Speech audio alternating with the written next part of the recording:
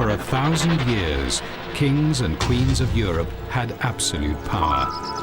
But absolute power corrupts absolutely. Greed, revenge, sex, madness, witchcraft, murder. Every monarch had their royal secrets.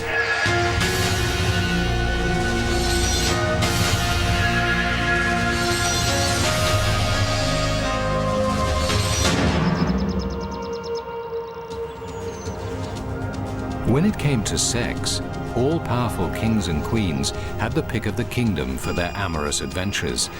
But even royals were made fools of by love. England's Henry VIII destroyed Anne Boleyn, the woman he once loved. Prince George and Princess Caroline were a public tragicomedy, and French King Louis XV paid the ultimate price for his wandering eye. They were all consumed by lust.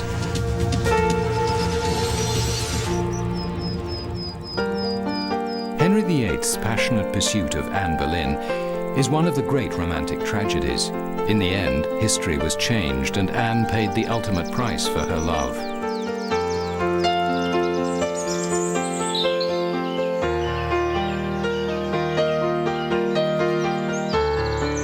It was here, at Hever Castle in Kent, that a young woman first toyed with the king and ended up playing with fire.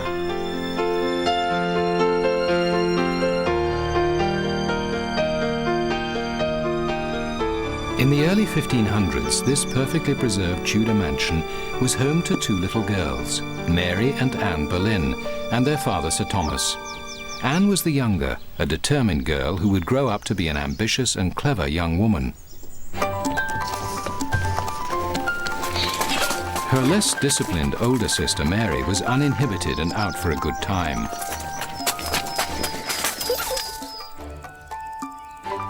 Sir Thomas, whose grandfather went from humble beginnings to become a wealthy Lord Mayor of London, was a social climber who wanted to move his family even further up the social ladder. He was determined to see his children enter the royal court and rub shoulders with the most powerful people in the land.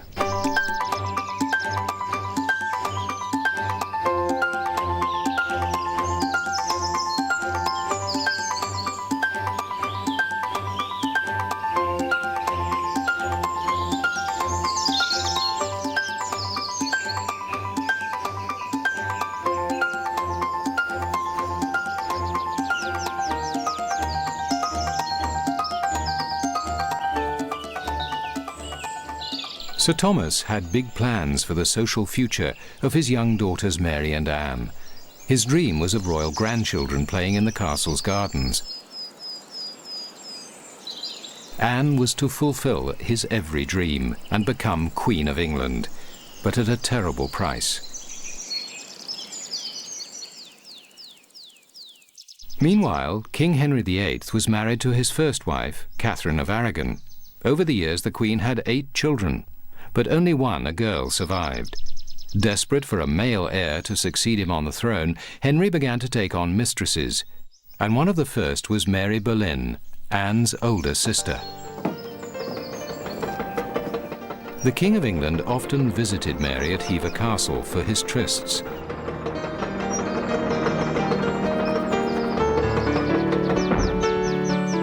But in 1525, Henry VIII laid eyes on her 25-year-old sister, Anne. The king was smitten from the start. He fell head over heels in love with Anne.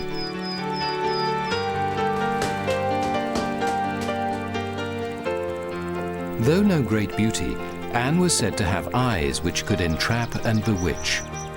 Used to having his way with women, the king moved quickly to capture Anne and count her as his latest conquest. But Anne was no easy prey and played hard to get. The game of love was joined. To bring her closer to him, Henry appointed Anne maid of honor to Queen Catherine. Anne's calculated response was a provocative promise of delights to come. Love letters between Henry and Anne still exist and show the chase was not going to be easy.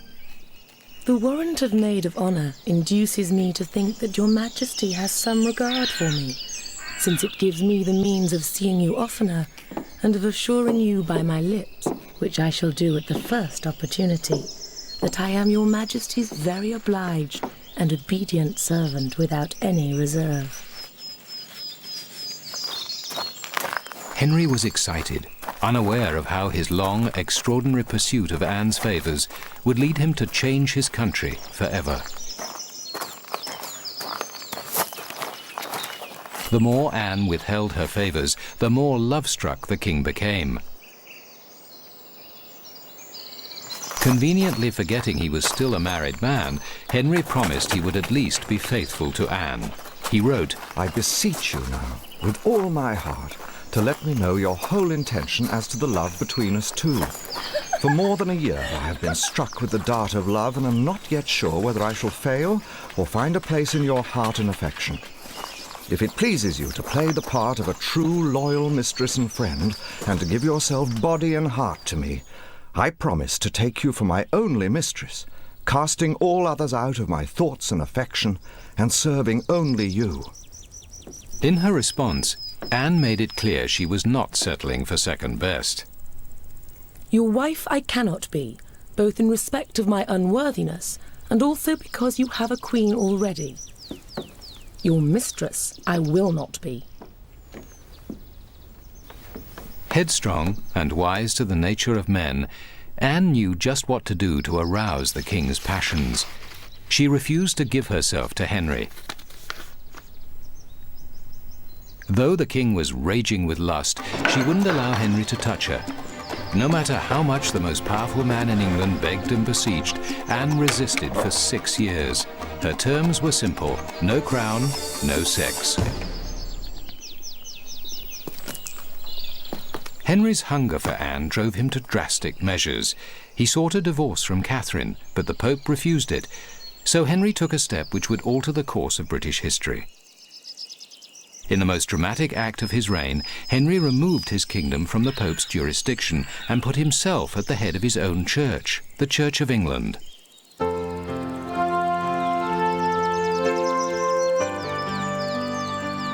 And the king's first act was to grant himself a divorce from his queen. A free man at last, Henry gained access to Anne Boleyn's bed. To satisfy his lust, Henry had moved history. Henry married Anne in January 1533, when she was already carrying the king's child. The baby was born in September, but it was a girl named Elizabeth.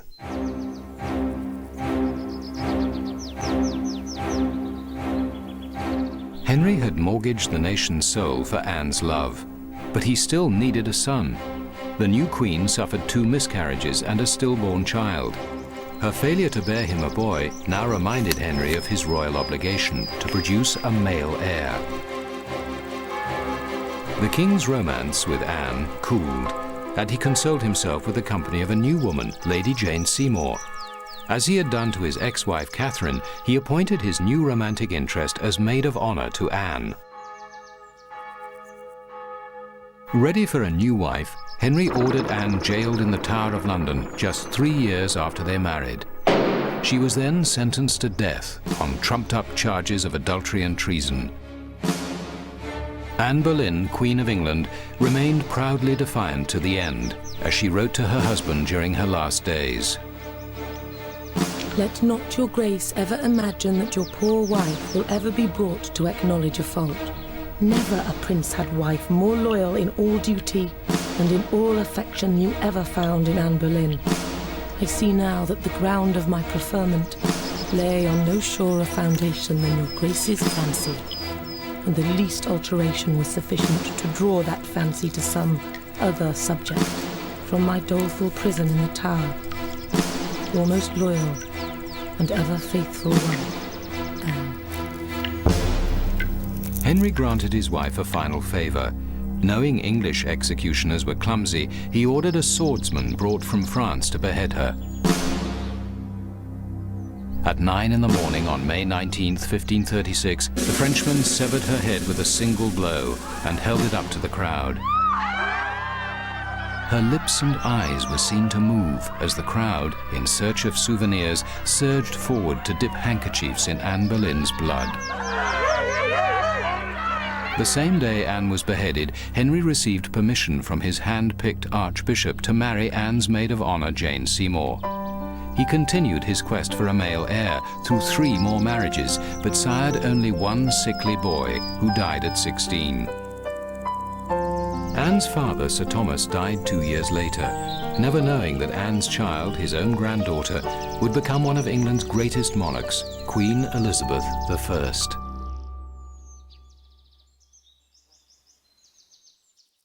While Henry VIII used drastic means to get rid of Anne Boleyn, 300 years later, England's George IV had a harder time shedding an unwanted wife. His troubles began while he was still Prince of Wales. Young George was a charmless prince, a heavy drinker and a gambler, particularly fond of horse racing. He consistently lost huge sums, owing debts equivalent today to tens of millions of dollars. He constructed huge luxury housing for the rich, like these mansions in London's Regent's Park. It was here the prince threw wild parties for his friends, dancing and drinking until dawn.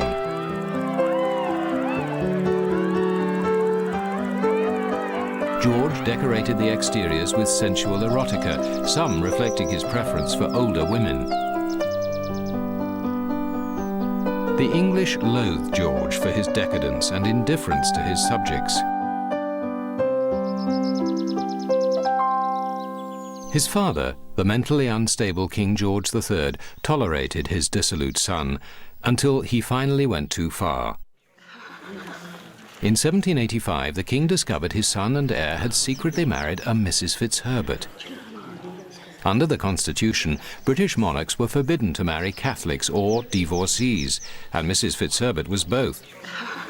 She could never become Queen of England. The king ordered them to separate. But his son would only comply if his gambling debts were cleared. The nation's treasury was forced to cover the prince's huge losses. His secret marriage was then annulled, and an official marriage was arranged for the prince. His bride was Princess Caroline of Brunswick. Her portrait was sent to George and met with his approval, but court painters often depicted their subjects in flattering ways. George was in for a surprise. The day before the wedding, George nervously awaited his bride in eager anticipation. A woman arrived and headed straight for George. She was introduced as his future wife.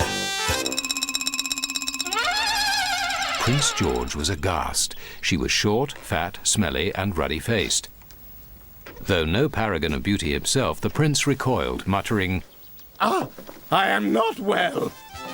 For heaven's sake, bring me a glass of brandy."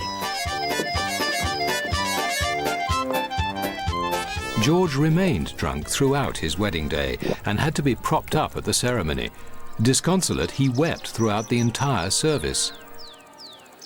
On his wedding night, the inebriated George passed out in the fireplace instead of consummating the marriage. In the morning, he dragged himself to Caroline's bed and performed his royal duty for the first and last time. The fertile princess became pregnant after this solo encounter, but within weeks the couple had separated for good. George remarked to a friend, "I'd rather see toads and vipers crawling over me dinner than sit at the same table with her." Cartoonists gleefully rushed to sketch the royal marital farce. George left his wife to return to Mrs. Fitzherbert and a string of matronly mistresses. Spurned by her husband, the vivacious and flamboyant Caroline enjoyed her freedom. She tried on makeup, ate large quantities of onions, and drank brandy. She invited friends to her house and many men into her bedroom. She considered sex a happy and healthy activity, describing herself as a little devil in petticoats. I have a bedfellow whenever I like. Nothing is more wholesome. Scandalized London society was filled with rumors of Princess Caroline's affairs. It was even said she had another child by a prominent noble, Sir Sidney Smith.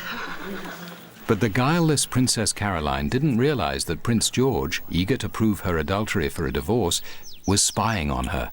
One of her servants reported to the prince, Mary Wilson said to me how she went into Princess Caroline's bedroom in order to make up the fire, but that she found her and Sir Sidney in such an indecent situation that she immediately left the room and was so shocked that she fainted away at the door.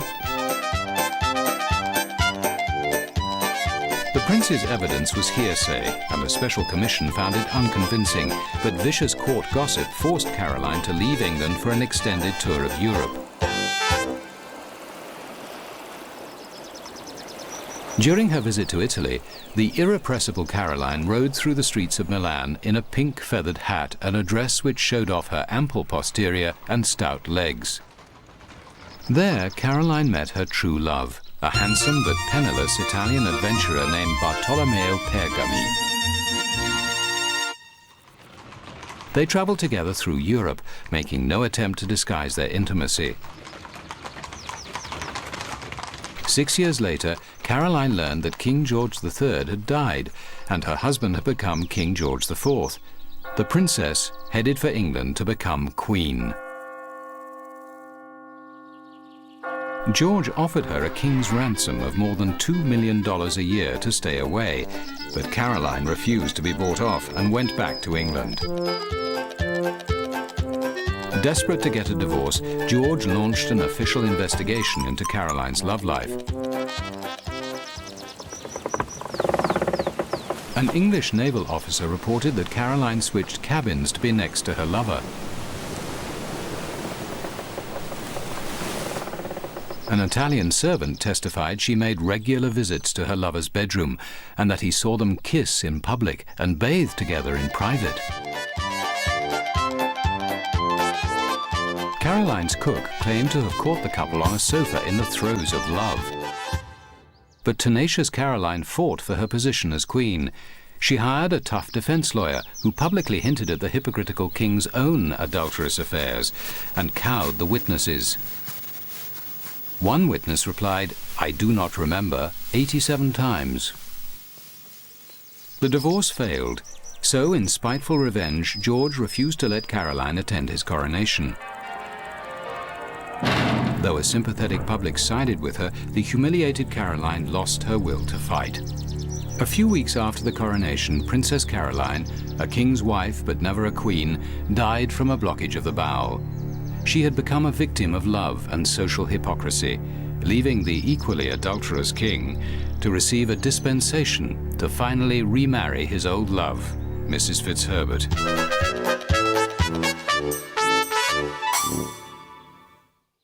Unlike the public embarrassments of England's Prince George, scandal was no problem in the deliciously decadent French court of Louis XV. There, extramarital affairs were so common they were governed by codes of etiquette. Promiscuity was so widely accepted that the king's principal mistress held an official position in the royal household. Louis's grandfather, Sun King Louis XIV, left advice about a monarch's love life.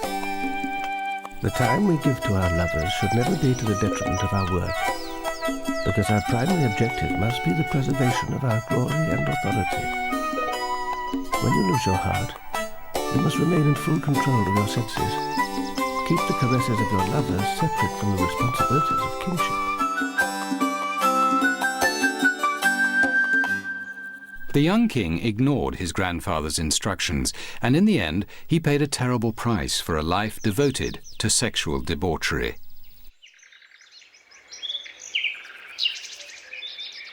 Louis XV, whose reign spanned much of the 1700s, was a sexually voracious monarch.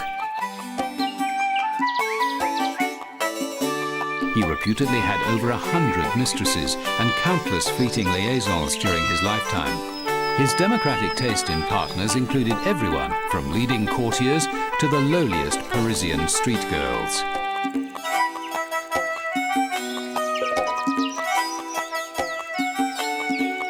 Even at state functions, Louis would spot an attractive underage girl in the crowd and order her parents to preserve her virginity for him until she matured.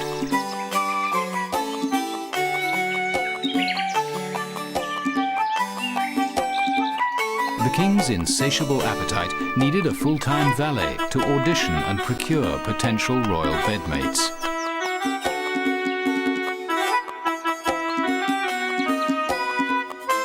The job was performed by a Monsieur Lebel, whose title was valet de chambre, the official bedchamber attendant.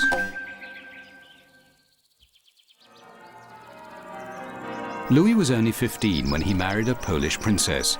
Initially faithful to his bride, he fathered a brood of 10 children in 12 years. But his wife tired of Louis's sexual demands and found any excuse to deny him her bed.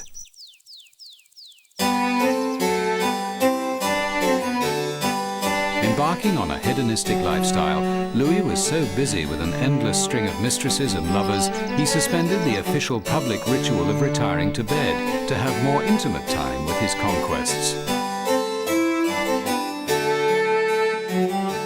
The king's first affair was with a woman in his wife's household, the Comtesse de Mailly. Avoiding the formal royal bedchamber, he ordered a cosier bedroom built specially for the affair. But then the Comtesse made the mistake of introducing the king to her younger sister. She was cast aside in favor of the fresh conquest, the Duchesse de Vintimille.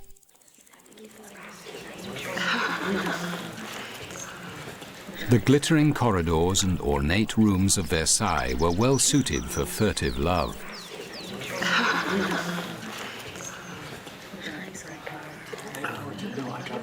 Louis's most famous affair was with a 24-year-old commoner named Jeanne Antoinette Poisson. The couple met at a costume ball, where she arrived dressed as Diana the Huntress.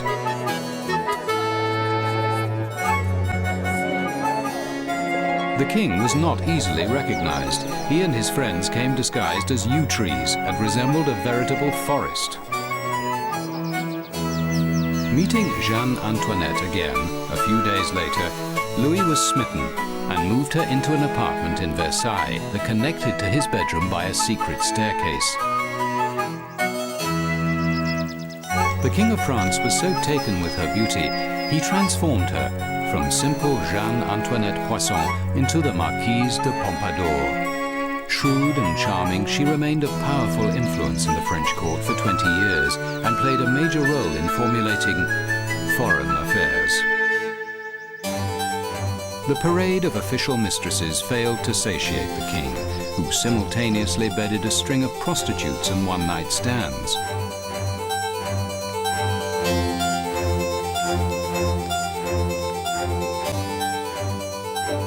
Rumors had it that Louis, accompanied by a pack of hounds, pursued laughing, naked young women through the grounds of Versailles. The palace gardens echoed with giggles as the panting King of France chased his prey. A house in the palace grounds was fitted out as a brothel to accommodate the royal harem, which Louis would visit disguised as a Polish nobleman.